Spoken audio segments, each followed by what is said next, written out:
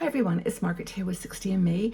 60 and Me is all about pushing back on aging stereotypes. And I think there are many different stereotypes that people have about older women that I'd like to challenge. And one of our bloggers, it was Ellen Bachmeyer, wrote this article about 26 surprising things that older women do or think about or are that you may be surprised to hear. And I wanted to go over those with you because I think each and every one of them says something about who we are as older women and really why 60 and Me exists. Why we even started, because we wanted to push back on these stereotypes and say, hey, this is not what older women are all about. We're all about much more than that. We're relevant, we're not invisible, and this may surprise you a bit. So here's some of the things that Ellen says are what people often use to describe us. We reflect what's inside of ourselves, right? And we are not, we're often mistaken and misunderstood. So let's go through these. First one is that we feel comfortable in our skin. I think one of the things that happens as you get older, you just realize that this is it. These are the changes that are taking place, the wrinkles, the sagging, the extra weight, maybe all those things. But we accept it. I mean, there of course are we look ourselves in the mirror sometimes and think, oh my gosh, what happened? But for the most part, we're comfortable. We're just living our lives now as best we can, staying healthy, and doing what we can to project healthy, happy people. We're comfortable in our skin. The second thing is that we never stop learning.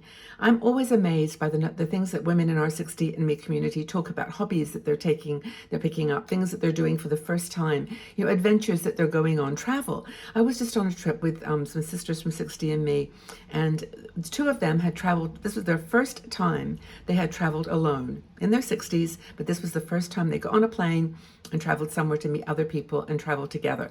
So it's there's things that women are doing, and it's so incredibly exciting. The other thing is that we feed ourselves with the beauty of the world around us. When you ask women in their 60s, like, what's the most the thing you do to calm down, to relax? A lot will say, I go out into nature. I'm just learning to connect my soul with the pulse of life. With the things that are natural around us, and and the world every day has so much incredible beauty to it. And I think one of the characteristics of older women is we see it, we get it, we appreciate it. 4, we don't sweat the small stuff, please. I think by now we know that, what's important and what's not really, really important. And when someone says something to you, it's just like, of course, whatever. Is that true? Is that the case? You don't argue back. You don't, you may have strong feelings about something. You may have very strong beliefs and values, but you don't sweat the small stuff. We're creative. We're curious. We're always trying new things. Think about toddlers. I think I did an article on this. They always are looking for new opportunities. We know that alone time is not lonely time. We love being by ourselves. We've learned that we're perfectly okay with our own company, and we don't struggle to sort of make to fill up those gaps, to make it feel like there's something of substance that we're doing, something of purpose that we're doing. We just don't mind being by ourselves. We see that our world is not made up of just the things that we create or we do or produce. We're not afraid of our emotions. This is something that's really important, I think. I mean, we are. We have been told all our lives that we're too emotional, that we should hold back on our emotions, that they're not going to work for us, they're not going to get us ahead, we're going to intimidate people. But now it doesn't really matter so much. And we feel, I know, and I think some of you have this same experience, when I go out into the world sometimes and I see a person that is struggling or a little child crying, I actually feel really deep emotion for that situation, and certainly things that are going on in the world around us. Now, this is a source of great, pain for a lot of people because we can't impact it, but we never could. It didn't matter about our age. There are certain things that we can't, except through the obvious, political options that we have to vote and so on. But we know that, we're doing our best, that we don't have to hold back on those emotions anymore. We know the value of friendship. Friendship is even more important when you get older than it ever was in your life because it's not contextual. Friendships when you're younger are a little easier because, you're hanging out with the women that have children or the people that are working in your workplace. You've got sort of reasons that you connect to those people, and it's easier to generate a friendship from a common interest or a common, a task if you're working together. But now it's really precious because people are looking at you and accepting you for who you are. You know, you're not maybe the most beautiful, attractive, you know, slim line, whatever, hourglass body, but you are essentially, in your essence, something that's really, really important to someone to say, I want to be your friend. Or, you know, let's take care of something together. Let's work together as a team on something. And then this other side of that, of course, I'm looking to my notes, by the way, because my head is not, I can't remember all this stuff, but it's about, you know, not judging. We're equally not judging other people. We know now that, you know, people are struggling in different ways, different levels, different reasons, and it's okay. It's okay. We're not judging you. And I think that most of all, not judging ourselves. Now, and I'm not saying that everybody over 60 feels all these things, but, you know, it's just kind of the trends that I think that point towards happier women in their 60s. But not judging others and not judging yourself is a really big one. We seek love. Now, this may be one that's a little bit of a surprise to people because, you know, you think, oh, well, you know, you've had relationships, you've had marriages, you've whatever, one or two or more, and you have experienced love, but we still seek it. And I think that's one of the things that can make you feel so lonely is when you wake up in the morning and there's not a person there with you. You may have lost your partner, you may just be by yourself, been divorced or never married. And, you know, it's like, you know, who actually loves me in this world? I mean, really loves me and cares enough about my dreams, cares enough about all the things that you associate with love, how beautiful you are, how interesting you are, intellectual, how smart, how engaging, how whatever constitutes love. I mean, yes, you can say my family loves me, but it's not quite the same. And I get this one myself. I totally do.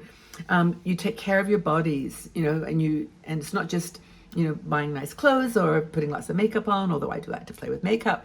It's all about, you know, embody or embracing yourself with things that make you feel and look how you really feel inside. And whether it's changing your clothes up to be a little more bohemian, like you just wear boots now, you don't wear those high-heeled shoes anymore, but whatever it is you choose to wear is like a reflection of yourself, and it's who you really truly are. And that's, I think, that need for embracing and loving your body, not just with the clothes you wear, but the skincare you put on, the creams, the way you hold yourself, the way you touch yourself and hug yourself. It's okay to do that, by the way. You know, because your body needs touch. It's one of the most important things I think in our human, you know, construct, is that touch is like essential to feeling good. We, I think, feel that we're invested in the greater good, and we've got projects and things that we can see decisions we've made in the past, not just yourself personally, but in politics and government and in society, and how we're seeing the outcome of those decisions, and we're looking to help.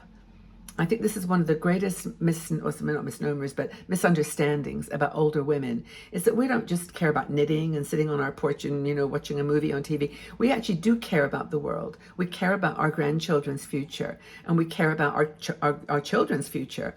You know, we had so many opportunities, I think, as boomers, as women born in the 50s, 40s, 50s, 60s, and we actually know the outcome of decisions, and we want to try to help, and we want to be an influence and a mentor. We want to be a mentor to other people. I think another thing that Ellen talks about is creativity, which I really loved, because I think all of our lives, well, sometimes all of our lives or much of our lives, we didn't have a chance to actually express our creativity. We didn't have time to paint or to do pottery or to sew or to knit or to draw or to, you know, create, not just, you know, paintings and things, but, you know, physical things in the world. We didn't have time to travel. We didn't have time to read the books that we always wanted to read. So I think our creative side comes out as we get a little bit older, and I think that's a really powerful one. I think there's many more about laughing, singing and dancing, reading, celebrating every moment of life.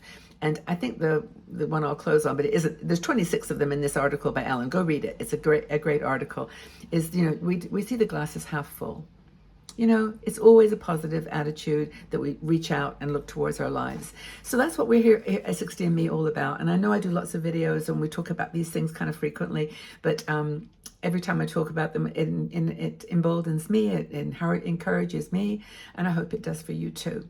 I want to mention two things, though, in closing about how you can help us. One is our survey. We've just released our end-of-year survey, and it asks you just to tell us what topics are of interest to you and what things you found useful in this year and what more you'd like to see in 2024. So if you haven't done that, I'll leave the link to the survey below. 5 minutes. It's really short. All questions and, you know, multiple choice. super easy, and I would appreciate that. And also, if you love this video, please share it.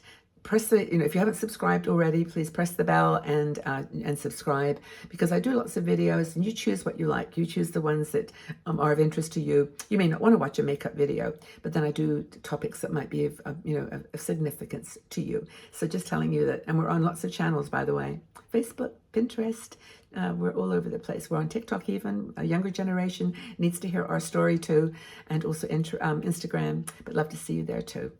Take care of yourselves. I'm sending you all my love and gratitude for being part of our community, and just take care of yourselves. Go out in the world and shine. Okay, take care.